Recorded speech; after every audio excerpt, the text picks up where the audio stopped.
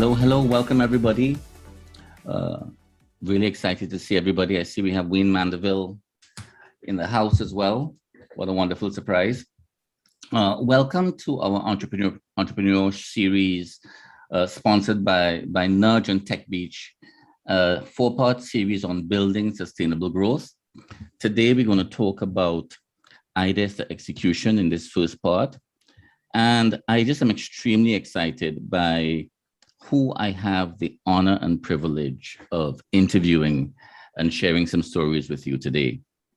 I have Eldon Marks from Guyana, V75. I have Kyle Maloney, co-founder of Tech Beach, and I have Monique Powell, co-founder and CEO of QuickCart.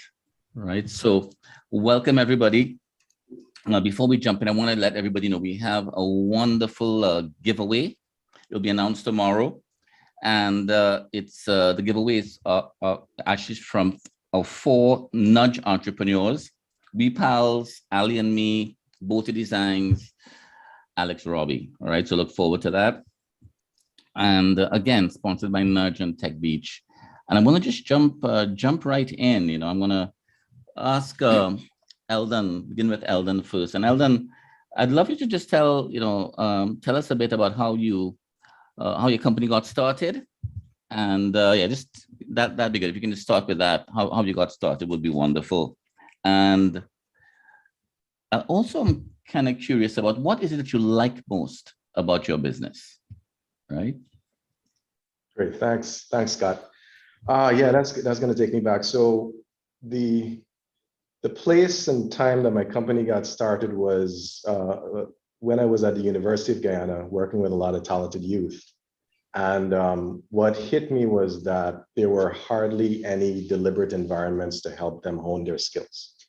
And I was freelancing and teaching, and I realized, I can connect the dots. I can figure out a way in which I can create an institution for these students that had these, the latent potential, and figure out a way to transfer that knowledge. So that got me started with V75 in concept. So it was really a community that was created on the inside, but on the outside, it looked like a company, it was a brand. And that grew from there. And right now we are specializing in conversational AI. We also do professional IT services. We build enterprise systems, mobile apps, things like that. But our primary focus is conversational AI, and we have grown since then. We've always been social impact led. We have a nonprofit arm that's called Nexus Hub Inc. as well.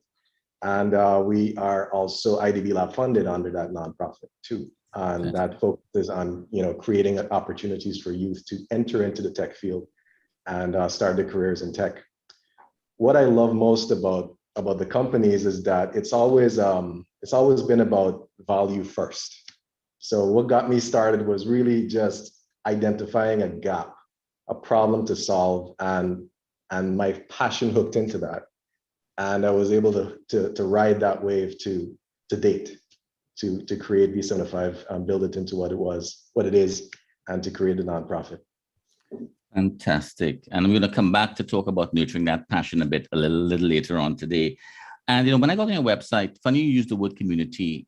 There's a wonderful picture of your team, and I really felt that sense of community when I looked. And both Nudge and Tech Beach are definitely into the community aspect as well. I see you have Kareem giving you a little shout out here from Guyana, Kareem De Silva. So he's saying hi. So Kyle, same thing. Tell us, what kind of got you started, and what do you love most about the business? A little bit, yeah.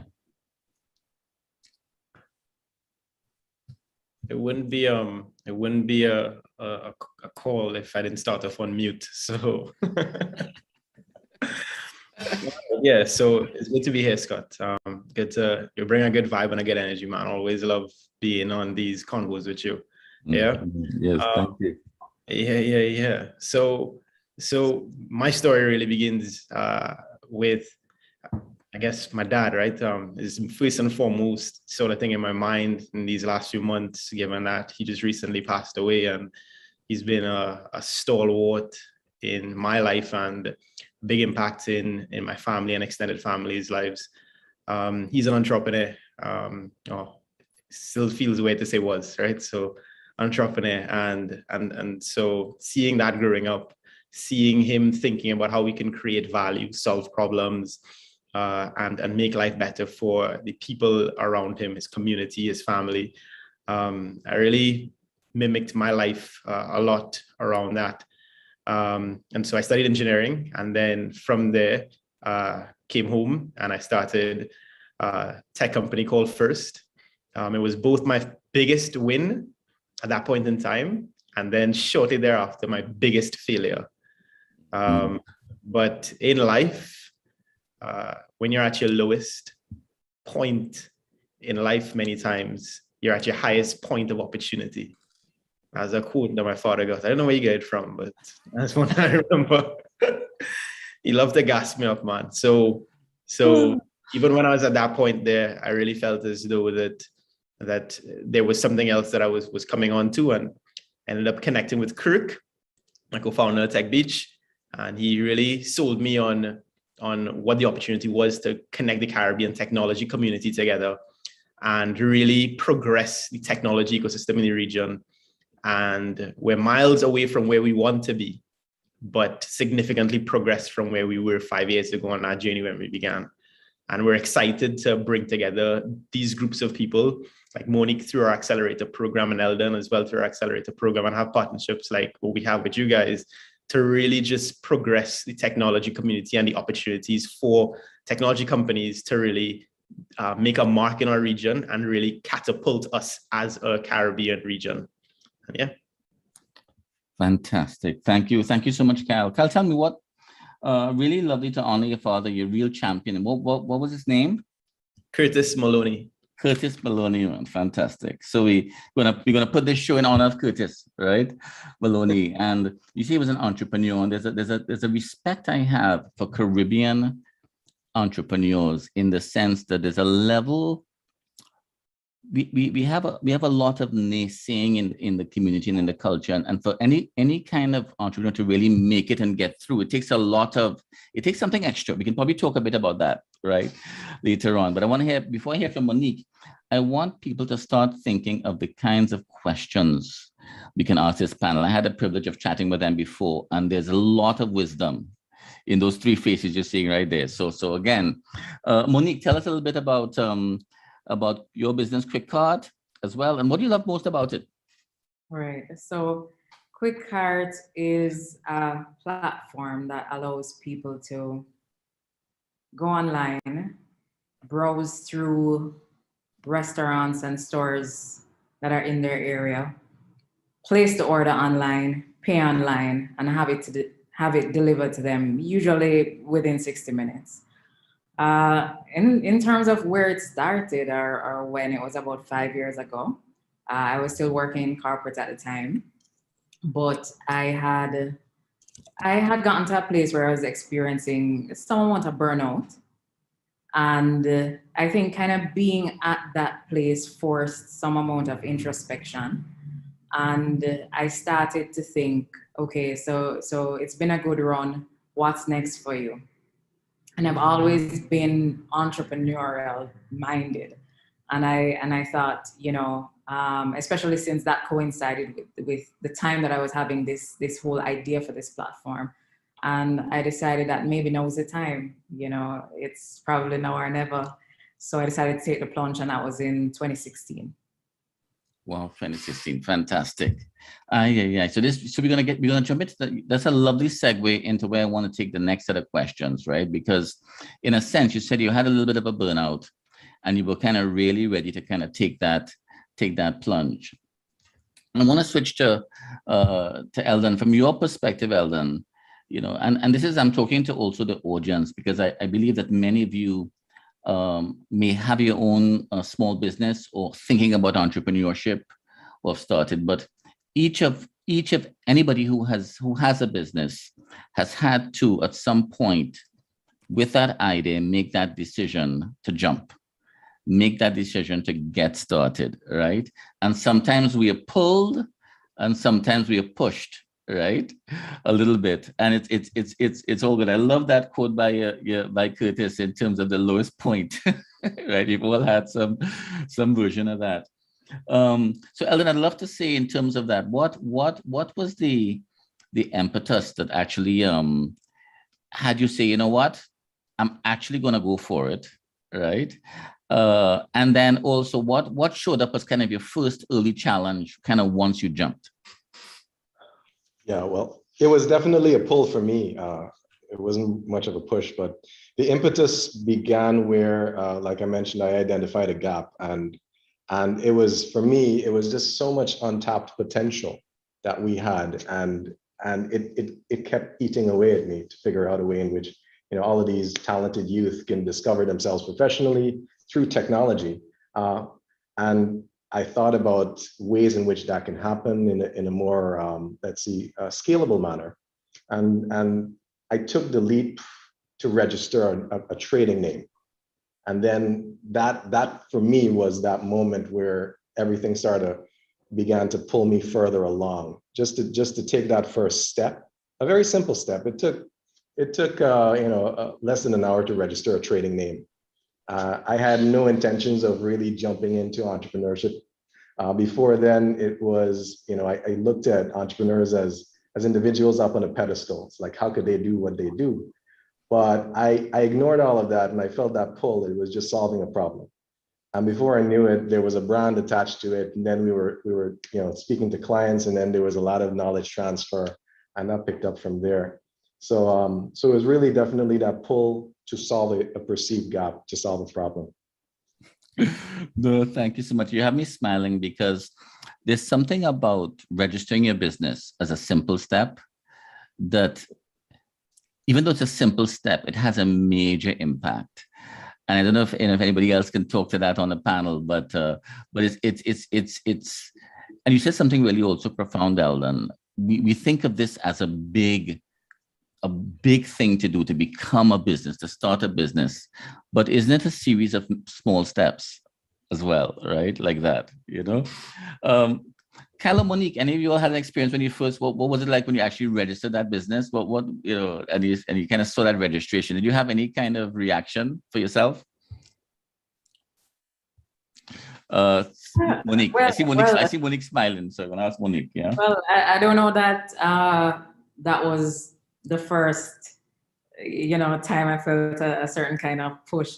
I think for me, it was the first time we signed on the restaurant, and somebody actually signed that contract and sent it back to me, and I felt like, yeah, we're in business. I think that was the first time I felt like, okay, this is a real thing. Very good. So that first signed contract, right? What was the equivalent for you, Kyle, when you actually say, wait now, there's a business happening here, like something like there's a trade taking place. What was that for? Exactly, that same point, the trade. That first sale at my company first, I remember it today, still to today. It was a store in West Mall, and I convinced the guy to purchase an advertising package on our platform. And I know that he feel like he was doing me some service in the sale, but the fact that I got him to feel like, you know what, let me support this young man, right? That went miles for me than the few dollars he gave me for the service, Like I walked out there, I was like, this thing is real. Like I'm about to have so much impact. Things are about to be amazing. So yeah, that first sale is when it actually becomes real. Brilliant. So it's not one of some. So I'm really highlighting some of the highs you have because I'm sure we're going to get into some of the lows. It's really basically a roller coaster, as we say. But before I go on, I want to just acknowledge. I see we have a number of people from different parts of the world, from Germany, from New Jersey, Tobago. I see Oliver giving us some good vibes here as well. So really, really powerful. Barbados. Again, think I have so much faith in my panelists. I want you to think of the most challenging question, the question that really that you're most challenged by, right? I'm telling you, we can handle it. So just again, kind of raise it to the challenge of that. So we look for questions coming in, and talking about challenge, right? I think what I would love to jump into a little bit is that roller coaster ride I talked about, right? When you literally are looking to start the business and you do pull the trigger and you get going. I never forgot when I started my business. and literally was a management consulting company and major contract in the UK, tickets booked. And as I'm about to board the plane, literally, I get a call saying the contract's been, there's been a reorganization, contract canceled, right? And it was just a very interesting, it was like, okay, so welcome, right? Now, luckily for me, I had a friend called Francis Wade from Jamaica. Mm-hmm. And in our little cluster, Francis was the one who kind of went out of corporate and started his the first entrepreneurship amongst us, started a company called Jamaica Teas. And he told me, Scott, before you leave your job, I want you to imagine all the worst case scenarios that can happen. And just know that you could deal with those scenarios, right? And luckily for me, I went through that mental exercise. And so therefore, when the person actually canceled the contract, by the way, I actually convinced a couple of colleagues to leave their job and come with me for this contract. All I could do was laugh, actually, and we ended up going to London anyway, and we tried to drum up some more business, but like that. So I'm just curious, you all have any stories like that where you get going and things are looking good, and then like that. So Kyle, tell us about that disaster, and how, more importantly, more about the disaster. What was the lesson learned that you can kind of begin to share with our audience and with us? Wow. I was hoping that you go to somebody else first. That's the big one. All right. Yeah. I'll call on Monique. If I can go to Monique, man. We'll cycle back. We'll cycle back for sure, because that's a big one. Yeah. So, Monique, what about you? Tell us. In a way that, has it been all, are you lucky? Has it been all smooth sailing for you? Or have you had really some challenges? And what's the one that you're kind of willing to share with us that you think could really serve us some great lessons for us? Yeah? If you follow Monique on Twitter, Monique is really good at documenting some of those challenges. I just want one that you think is really shareable and applicable to the theme today of ideas to execution, right? We really want to encourage people in the audience who have the idea. We know that we have great ideas in the Caribbean, but we really want to encourage people to kind of lean into it, but with eyes wide open, So that's what this is about. This is an eyes wide open kind of conversation, right? So Monique, share one of the challenges. Well, I mean, it's. I don't know if I can't single out one particular one, no, but what I can say is that it has been a constant roller coaster from the very beginning up until now. Just a constant ride of ups and downs and triumphs and troubles and so on. But I think from the very beginning, it was a big adjustment for me, and I'm not sure I fully grasped what I was getting into when I started. And I don't think you ever will. I don't think anybody will ever fully understand what entrepreneurship and building from the ground up involves completely until they actually do start. So even things like managing a team that was bigger than what I was used to, stepping out of an environment that was very corporate, very structured, very white collar, into one that was the complete opposite of that. So just adjusting to the change of environment, adjusting to what was now being required of me, adjusting to not being responsible for just one part of a company, which is basically what you are when you're working in somebody else's organization, to being responsible for everything, your accounting, your HR, your marketing, your everything. And that was a huge adjustment for me, and it took a lot out of me, mentally and emotionally, to really adjust to that. As you're just sharing there, Monique, I have the privilege of coaching a number of CEOs, and they really remark, people don't understand just how lonely being a CEO is, right? From that perspective. So I kind of got a little bit of that as you were speaking. It's up to you to solve for, right? We have a wonderful question from Audra, and she's asking around to you, Monique, How did you make that transition from corporate to entrepreneurship, right? Well, could you give us some more color around that? And it's a big question because a lot of people are in jobs and they're trying to kind of figure out how not to jump in a major way and splash up against the wall. They want to just get a transition that can work. I'm just curious what you have to share on that. I think one of the first things is to get yourself financially ready.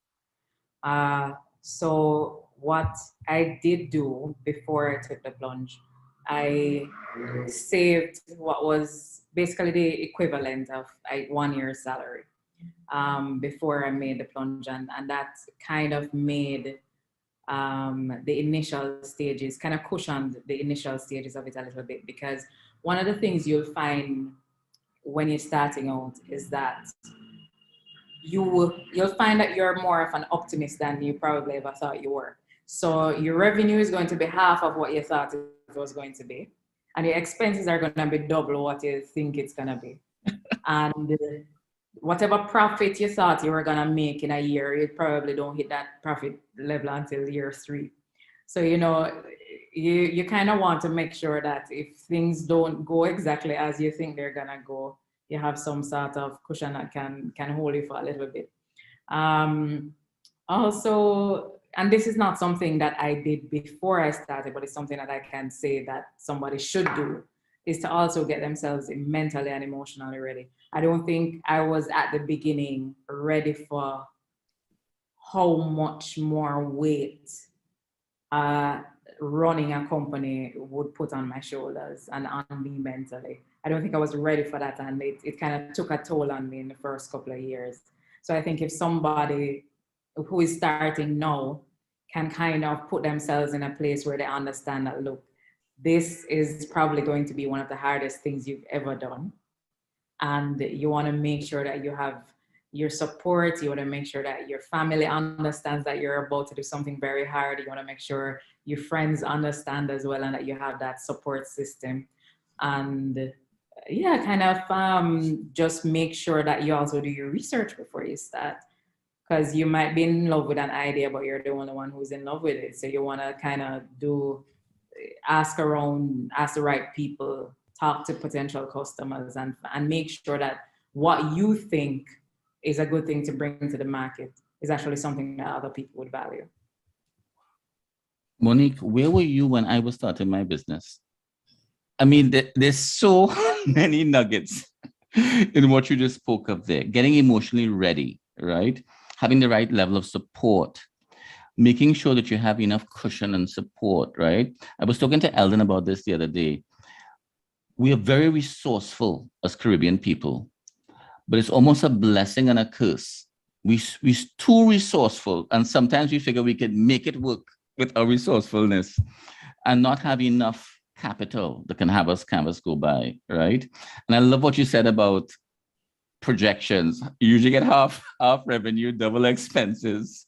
I'm just curious. Eldon or Kyle, anything that Monique said you wanted to kind of build off of, because there was so much there I know you can relate to.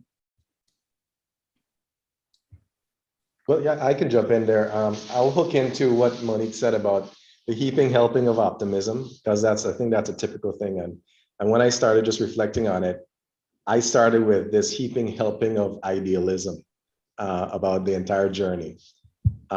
And what I found after going through a number of various iterations in starting things up, failure is this rite of passage. So I would always fail first.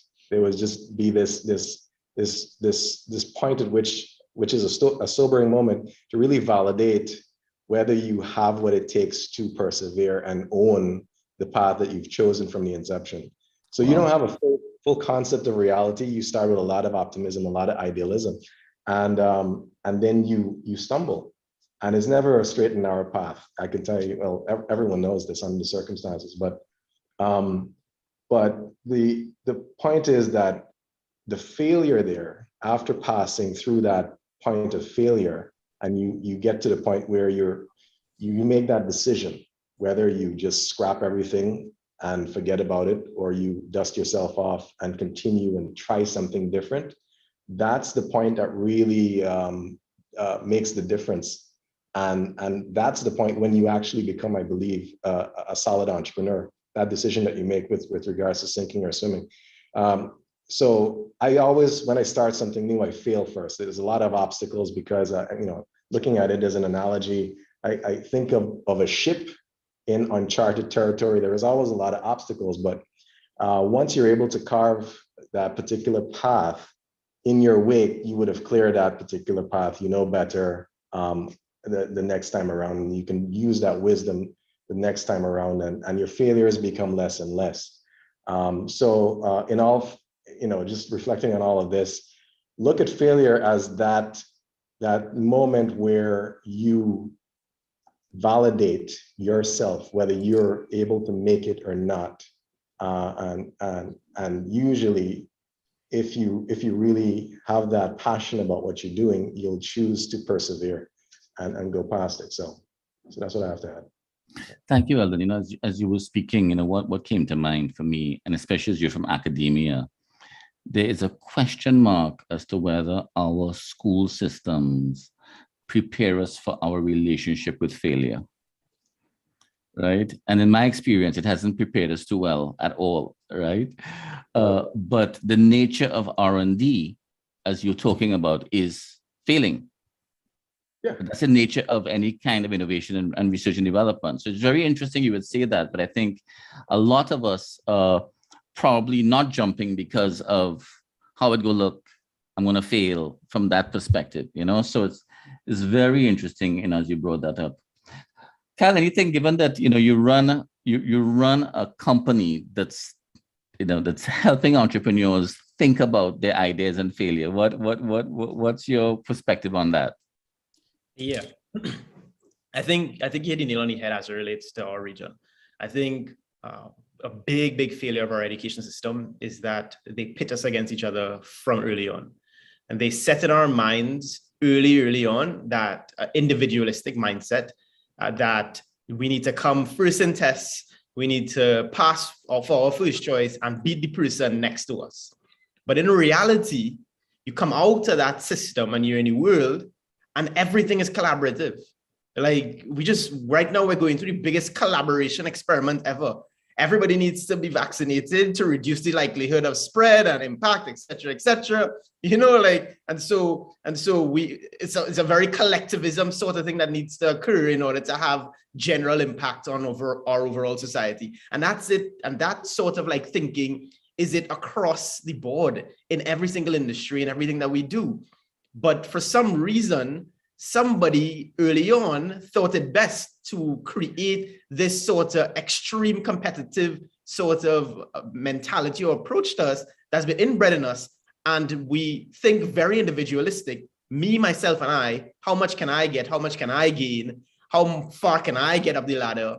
And instead of how can we progress as a society? How can we solve problems together? How can we think about our legacy? How can we build things that make today better for somebody tomorrow, sorry. And how can we just continuously build on standing on the shoulders of the giants that we stand on for us where we are today? Like every single thing that we use today is because someone thought, how can we take this problem that I have and the solution that I've designed and scale it?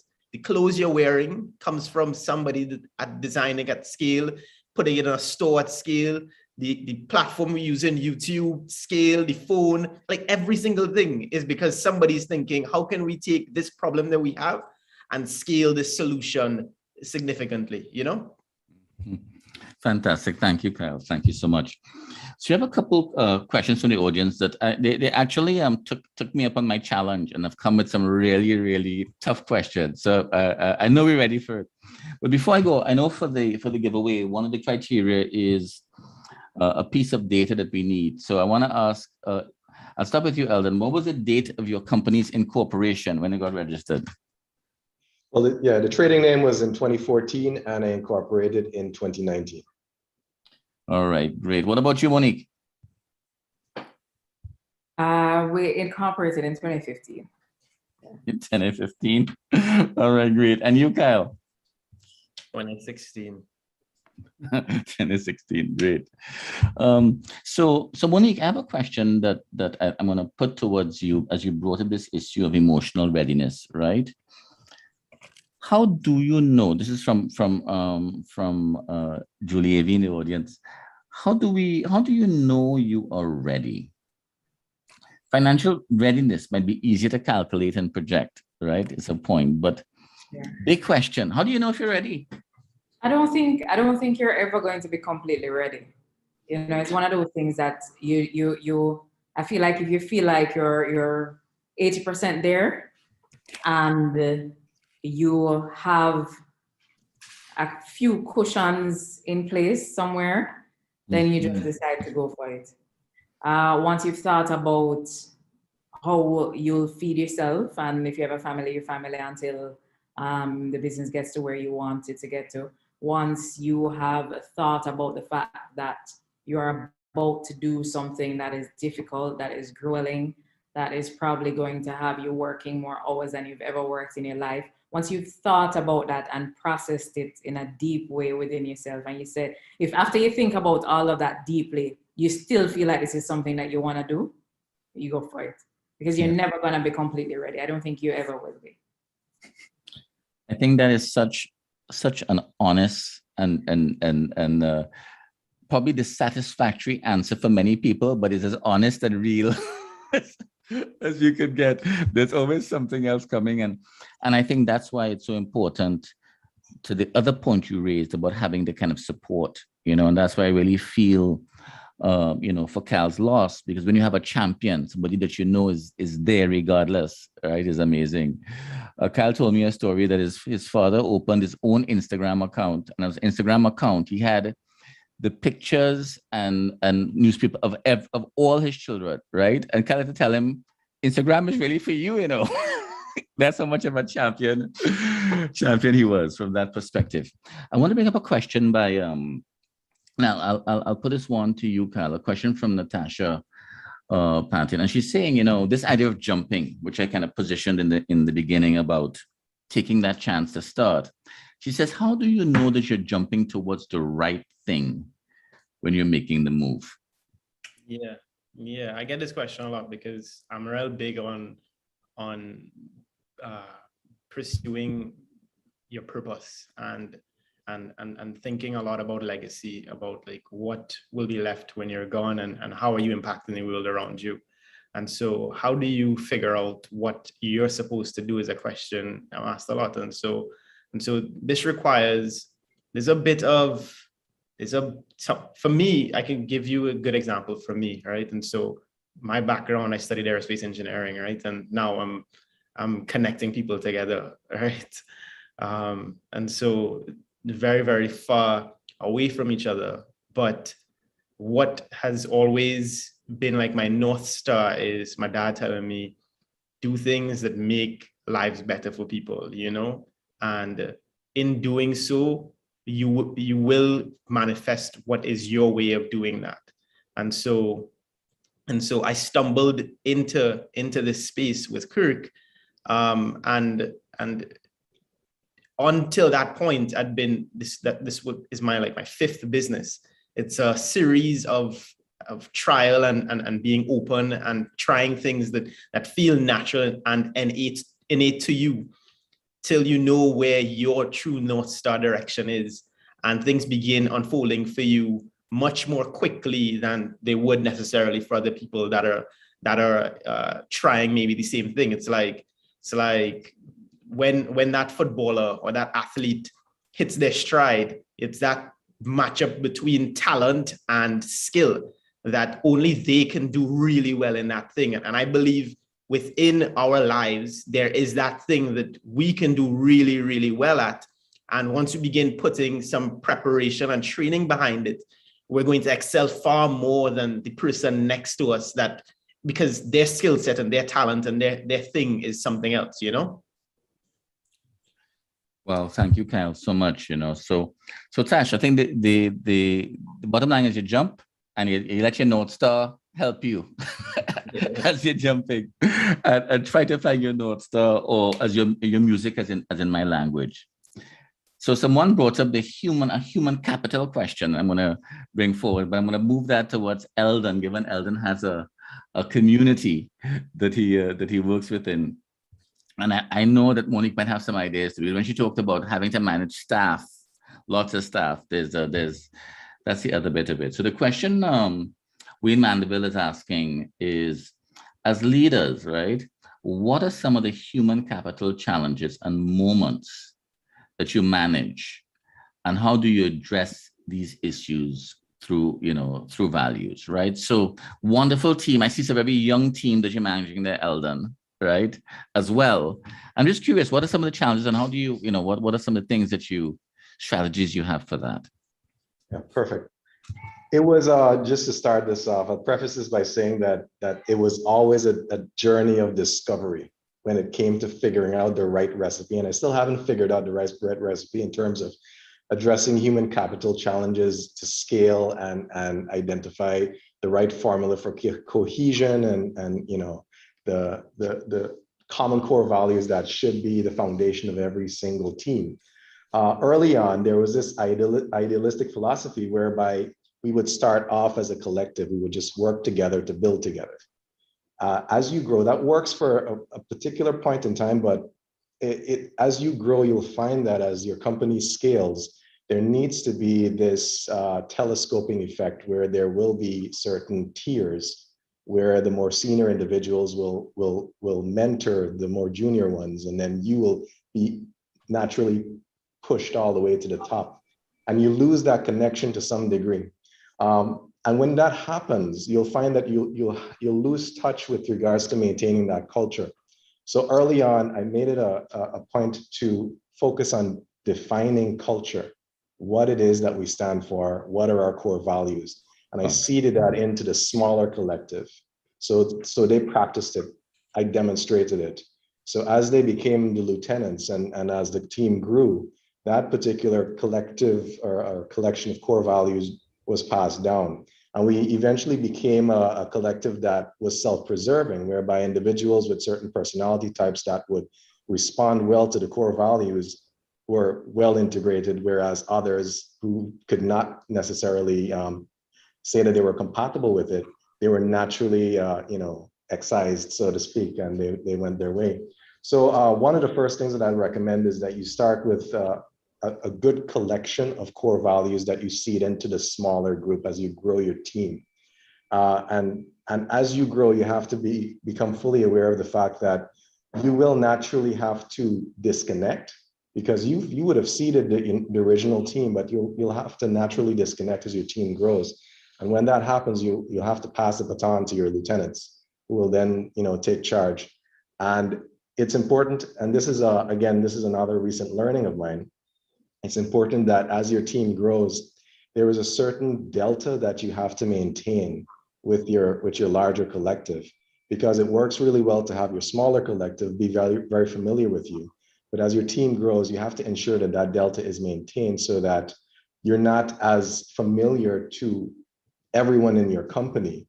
And it sounds, for me, it was a hard pill to swallow because I wanted to be everyone's friend.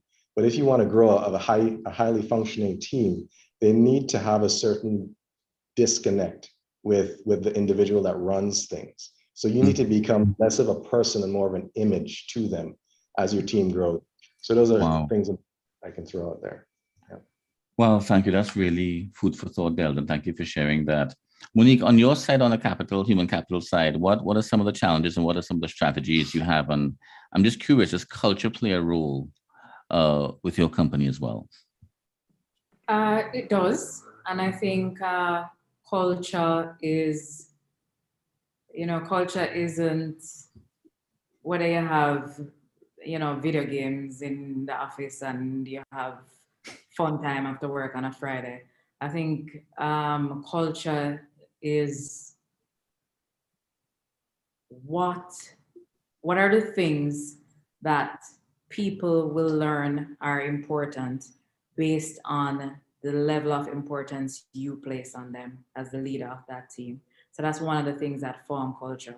So if they see that you're obsessed about customer satisfaction, that permeates through the rest of the team. If they see that you are a stickler for quality and you always emphasize that, that permeates through the rest of the team. As to what culture building will look like when the company is much larger and when I don't have direct touch points with everybody on the team, that's yet to be seen.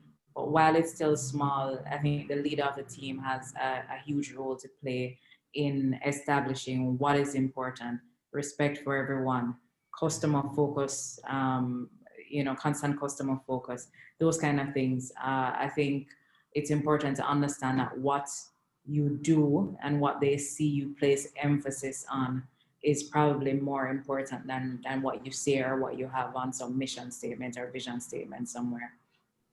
In terms of strategies, I think one thing that has stood out to me is the fact that a particular kind of personality is necessary when you're looking for people, or looking for a particular type of personality rather, is necessary when you're hiring for a startup versus, for example, a corporate environment. So for instance, the person who is going to do well in a typical startup environment is someone who has a certain level of comfort with chaos.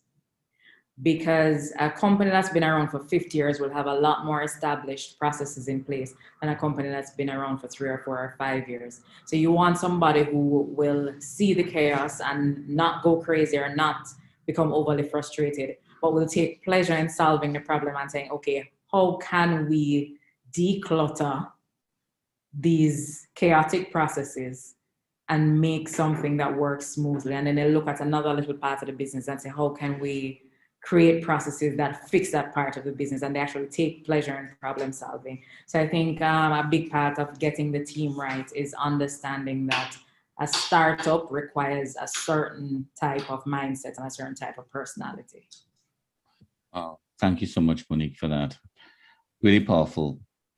I'm going to ask, so Cal, I have a question for you, and while I'm going to just make an announcement while you're thinking about the question. It's a question from Dean Stephen on what's an effective way to raise capital to fund your ideas. Okay, so that's the question. But I want to mention Tech Beach, the TBR Labs Corporate Innovation Program for Cohort 2. It's starting, the program start date is October 25th, 2021. Right, so I just want just to let people aware of that that's a program that starting, you probably can find it. Follow Tech Beach, the TBR Lab on Twitter, Instagram, Facebook, and LinkedIn, right? As well as follow Nudge as well on Twitter, Instagram, and Facebook, and LinkedIn as well. So we can't have a conversation on entrepreneurship and someone not ask about funding and money, right? Yeah. So tell me, what's our short answer for that question? That's a very involved, big question, right? But what would you say to that? Is it as simple as join the corporate innovation program at TBR? Or No. Yeah, that's a question every entrepreneur faces at the start of their venture. And actually, money is something you face throughout, right? But starting, the best way to start in reality is to fund through your own customer base. And that empowers you so much more than taking capital from anywhere else or anybody else, right? Because your customers are the one that give you validation that this problem exists. You're serving a real need, and their customer feedback is what will continue to drive your growth, right? But most often, even to get to that point of even getting a first customer, the reality is that as entrepreneurs, we doing like 3, 4, 5 things just to fund the dream, you know? In reality, like I've spoken to so many entrepreneurs, you're juggling between so many different smaller things, whether it is you have a side job, you have multiple projects, you have a friend, family who believe in you. That's the reality. The reality is that in order to get started, it's a messy start. Unless you come in from some place that you have some fund, a family that can write you a nice big check. And then even I've spoken to founders who even have that and they get a big check. it's still messy to keep things going, because most times, 99% of the time, people are not coming from unlimited well. And most times the people that are coming from the unlimited well aren't motivated to start these things and solve these problems, you know? So that's the kind of dynamic, right? So to begin, it takes that sort of grit and determination to figure out where you could pull and capital from, juggling many different things at the same time in order to get it to work. With the main focus, bottom line, you start your venture is make money. How do I take this thing, get my first set of customers, my first group of customers, and take care of them really well, and then begin scaling that experience of happiness that you're giving to those first set of customers, begin doing that again and again. And that at that point in time is when, funny enough, people will begin knocking your door, asking to give you money to put in that venture. Well, that's, wow, fantastic. And I know that's not often not the answer people really want to hear, but I give you the real, all right? no, it's real. It's real. You know, there's yeah. Anyway, so there's a company called Notion that I don't even know of Notion, Cal, but they were a company that were refusing money and checks in Silicon Valley. It was like the reverse. They got that whole reverse aspect going, and that's kind of where the ultimate sweet spot, right? When you really have something like that. Yeah. So we have 10 minutes left. I want to kind of switch to a topic that I really want to address, given that we have been through one of the most really difficult, trying and unprecedented times, where there has been so much loss. And you know, this idea of entrepreneurship, where we talk about this idea of being an optimist, being an idealist, to be able to do that and manage that in this particular time. And I wanted to just kind of you know, ask Kyle. Kyle, you know, has been thinking about a lot, and Monique teed it up with this idea of emotional well-being and health, right, as well, in the context of just without a pandemic, what you have to take on. Are you ready to be an entrepreneur? You layer in the pandemic, and this issue of mental health is really, really something that you see a lot of our you know, international athletes bringing that up now in a major way. It's something that we really have to address, embrace like that. So Kyle, if you were to kind of share kind of your journey with that, and what advice you might have for people who are in the audience, who are, you know, managing their own kind of mental health as well. On top of that, they may have been kind of swayed away from, if I don't have my emotional health and mental health, and all, maybe this is not for me. What you have to say for those folks? Yeah, it's a really good question. I think we don't talk about it enough. We don't talk about our struggle in between the high points. And so if you would like look at most of our social media, well, less so on Twitter, because I go back to Monique. Monique is giving you the real on Twitter. But if you look at somebody Instagram per se, or like even like somebody creating a YouTube, these sort of things, right? There's usually be like all the nice highs, the nice fluffy stuff, right? Yeah, celebrating another win. And when I post something like that or whatever, I just be thinking like, people just have no idea what in the world gone into like getting to this point. Yeah. With me in particular, my story is that ever since I was a little child in school, I remember in primary school, right? My teacher I would always be like talking to the kid next to me, or like mind somewhere else. And the teacher would always say, "Kyle, what did I just say?" And I could never tell her what she just said, ever. Because my brain always in like 100 different places, right? At the same time. And then I come back and I'm like, oh, I have to ask somebody, you know? And so even now as an adult, is a task. Funny enough, we say that like, I suffer badly with EDD, like adult EDD now, right? But even as a kid, just being able to maintain focus and push through and complete tasks in a consecutive order, for me, it's take a lot. And then the pandemic coming in last year, with me being very extroverted, like I gain a lot of my energy from connecting with people and speaking to them and hearing their stories, to now lock me in a box for months, can't see anybody, can't talk to anybody, just me, my brother, in a household day, man, like I really was like, where's my energy gonna come from? And so I felt like so lackluster, lack of energy, lack of focus, lack of everything. I started seeing a therapist for months. One of my friends recommended that I see a therapist, and in therapy, she reminded me that my energy, my focus, my motivation, everything comes from within, like, and not to look so externally for so much of what really comes from within. And I began meditating a lot. I began focusing on my diet a lot more, realizing how food affects your mental health, how food affects your day, how spending time meditating on a daily basis could really have like a long-term impact on you, and gaining better control of my mind. Actually, this guy, Trinidadian guy who started a company called Allegory, his name is Keston Watkins. Yes. He's a really brilliant guy. Yeah. He took me through understanding how my mind works and focus exercises to gain better control of my mind. What he's working on, he started off with it being a clinic, personal clinic, and now he's working on technology to help it scale. I think it's something amazing he's doing. The impact that he's having is amazing. That wasn't a plug for it by any means, but yeah.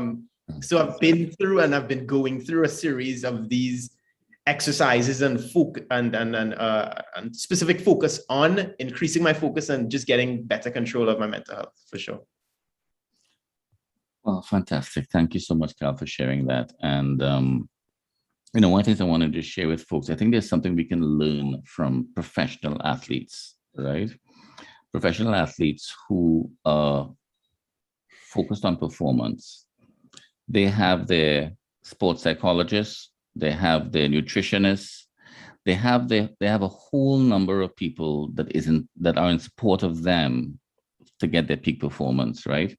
And I think we should actually borrow from that, right? So I have a team, I have a therapist, I have an astrologist. I use whatever resources I could get to help me be an extraordinary leader and entrepreneur myself, right?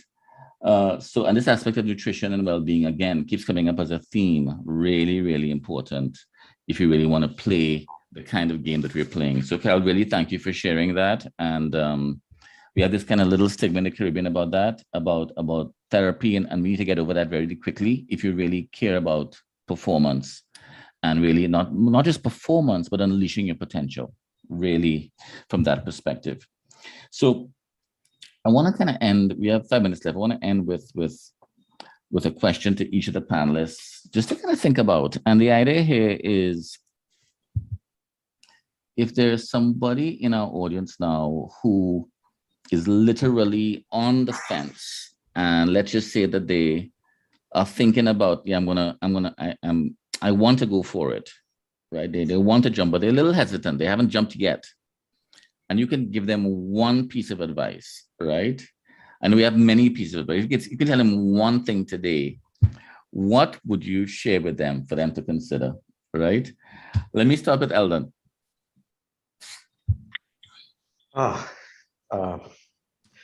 Just to distill everything based on the journey that I've been on.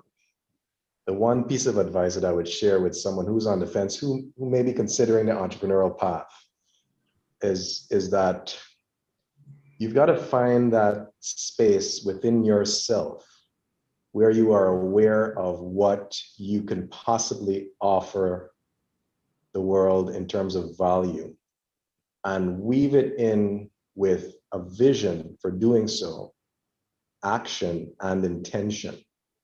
And I know that may sound a little abstract, but it's really a matter of just committing, understanding where you stand, what you're capable of offering, and hooking into your passion in delivering. And then you make a very small first step towards that direction. That's all it takes. And then there's going to be a pull effect afterwards, I guarantee you. So that's what I can share.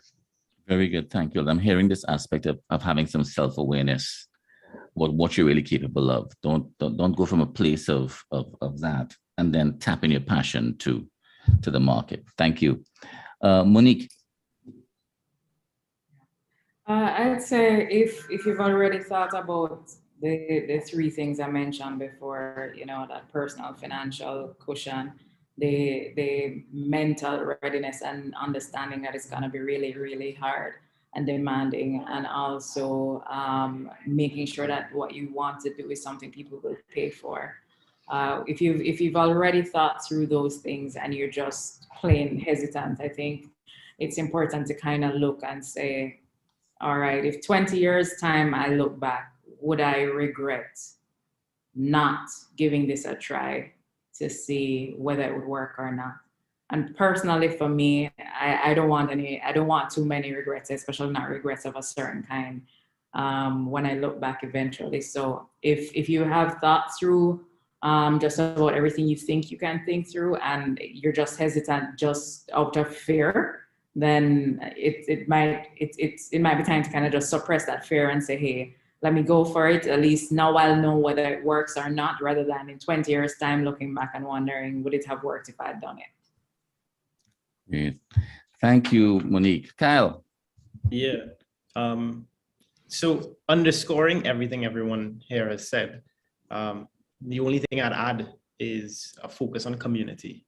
I think that a lot of people operate in their own silos and don't tap into the power of community and realizing that there's so many other people on that journey with them, taking similar type risks, feeling uncomfortable just as they are.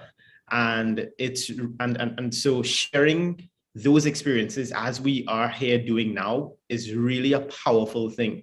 Knowing that you're not alone, knowing that people are facing similar challenges and how they're thinking through their challenges, and maybe sometimes facing different challenges, and you sharing your experiences and your perspective that on a challenge that isn't a challenge for you, but something you don't see as a challenge, something that you see as like, oh wow, that's so obvious, I can do that, empowers you as well, and so gives you greater confidence in going out there to be able to do something and have that impact. And so when you're thinking about getting into the space, identify communities that you think are special and can really help propel you forward. That's going to make a really big difference. Oh, Carol, thank you so much for that. And I'm so happy this session is being recorded. I'm going to have to re-listen to this again. There's so much wisdom that has been shared on this call. And I really want to thank each and every one of you, all my panelists, for really contributing really from the heart and from the mind as well. Really appreciate that. I want to end by just saying a couple of things. One, don't forget about the giveaway that we have. The details, you can go on Nudge Caribbean's Instagram to get details on that. And again, really want to thank not just Nudge and Tech Beach, but also our executive producer, Kenesis and Marcus Leafook, right? So thank you so much, everybody. And until next time, we'll announce when our next episode will be in our series on building sustainable growth. Thank you and goodbye. All right. Bye, everybody. Thank you.